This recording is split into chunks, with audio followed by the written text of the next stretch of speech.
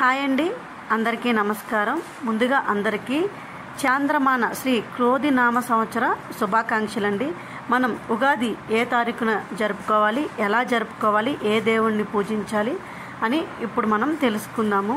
స్వస్తి స్త్రీ చాంద్రమాన శ్రీ క్రోధినామ సంవత్సరం అనగా ఉగాది 9/4/2024 9వ తారీఖు ఏప్రిల్ 2024 మంగళవారం రోజు మనకి ఉగాది పండుగ వచ్చిందండి. ఇది ఉదయం 6:22 నుండి 7:52 వరకు సమయం మనకి అమృత గడియలు ఉన్నాయండి. ఆ టైంలో ఎవరికైనా కుదరని వాళ్ళు మళ్ళీ ఉదయం 9:15 నుండి 11:50 వరకు కూడా శుభ సమయం ఉందండి.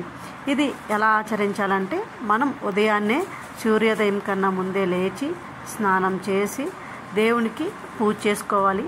ఏ దేవుని పూజించాలి అంటే, మన ఇష్టదైవాన్ని మనం పూజించుకోవచ్చండి.